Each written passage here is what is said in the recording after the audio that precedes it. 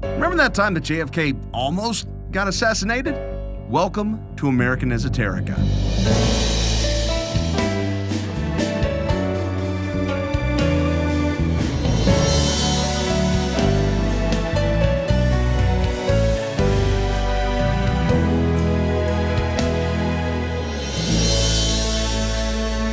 If history class gives you the August weather, this is your dead lawn. The essential stuff in between.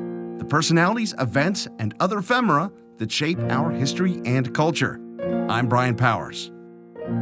I'm going to sound like a crazy conspiracy theorist here, but I would 100% assure you that no matter what you've heard or been told to believe, John Fitzgerald Kennedy was not the victim of an assassin in 1960. I know this because he was alive to take the oath of office in 1961. I mean, there's evidence caught on film and everything. 1963, however, is another matter entirely. But 1960, nope, no successful assassination of JFK. But there almost was. And this is the story about how Lee Harvey Oswald almost got to live a long and fruitful life. Richard Paul Pavlik was your run-of-the-mill, mid-20th century old guy.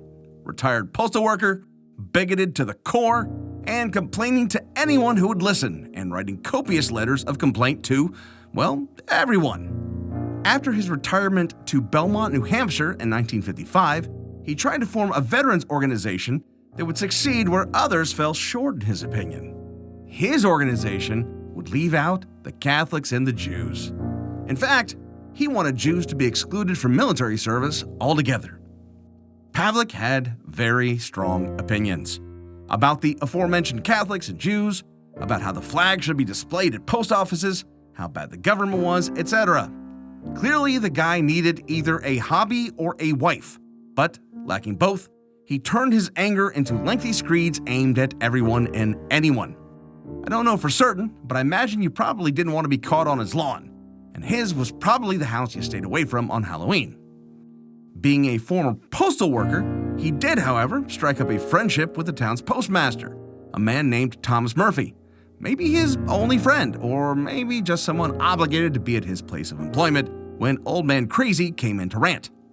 In 1958, no less than the Secret Service compiled a file on Pavlik because of the insane amounts of letter he had written to all forms of the federal government, from the Postal Service on up to the State Department and President Eisenhower. The Secret Service declined to interview him to determine if he was a threat, mainly because they didn't want to antagonize him and cause him to write even more letters about how the government was harassing him. To be fair, I don't condone their dismissiveness, but I understand. A quick side note. I once interned in a congressional office, and you'd be surprised how many Richard Pavliks firing off angry letters about random topics there are out in the world. By 1960, Pavlik's ire reached critical mass upon the ascension of John F. Kennedy as the Democratic candidate for president. More angry letters, complaints to neighbors and city council members, and more were presented to support Pavlik's anger at what he saw as Joe Kennedy Sr., JFK's dad, using his wealth to purchase his son the presidency. As a former Massachusetts resident, Pavlik had borne witness to the rise of the Kennedy dynasty, and he was furious when it looked as though it would spread to the presidency. When JFK won, Pavlik switched from old man yells at cloud crazy to I want to assassinate the president crazy. Well, technically not president, because Pavlik decided to prevent Kennedy from taking office by plotting the world's potentially deadliest road trip.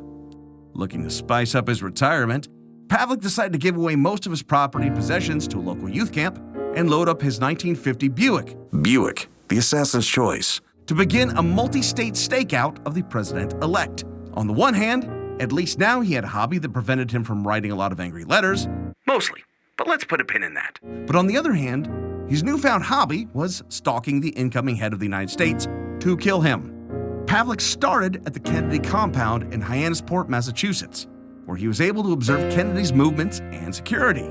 He found the president-elect's guards to be, well, stupid, but the compound was a little too secure. His assassination vacation road trip brought him next to Kennedy's home in Georgetown, just outside of D.C. For whatever reason, he deemed that location insufficient as well, setting his sights on casing the Kennedy house in Palm Beach, Florida.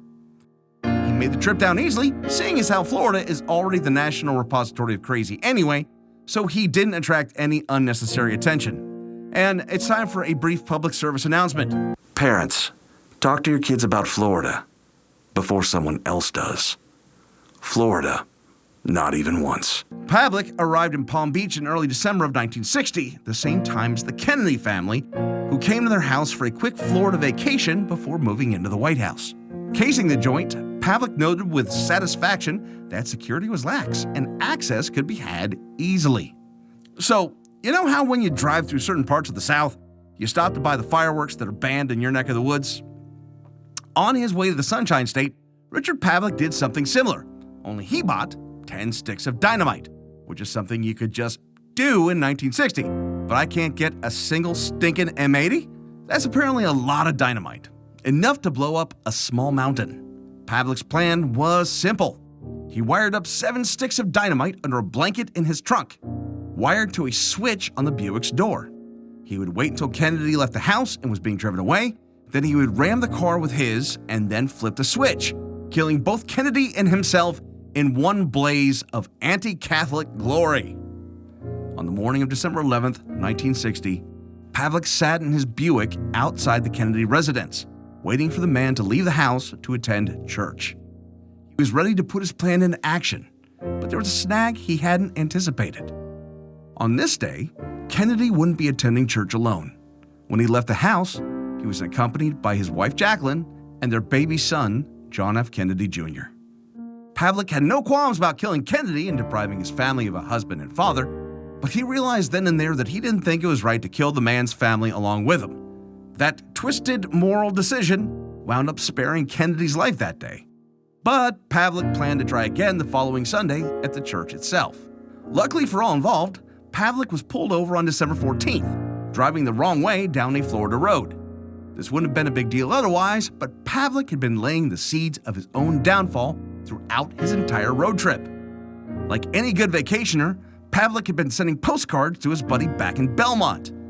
Like a psychopath with a compulsive need to write angry letters, each one was written in an increasingly weird tone and came off more like suicidal rants rather than fun updates on his Florida road trip.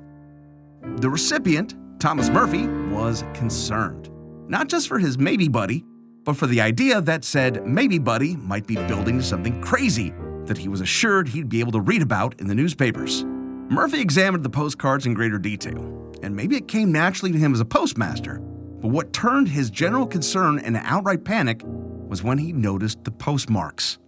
The postcards were all sent from locations where Kennedy just happened to be nearby. Pavlik, consciously or unconsciously, had left a trail of breadcrumbs that left no doubt as to his mission.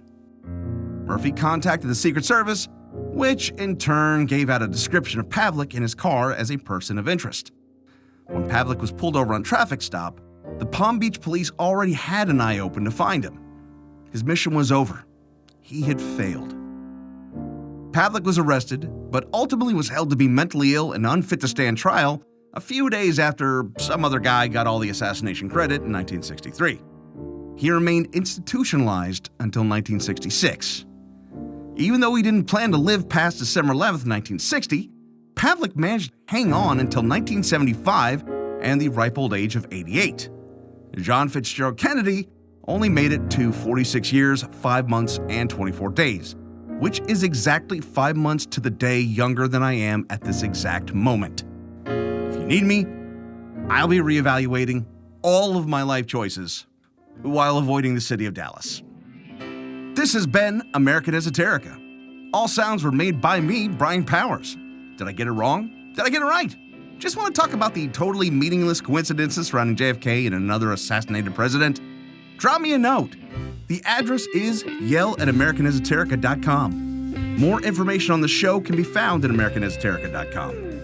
Thank you for listening, and God bless America.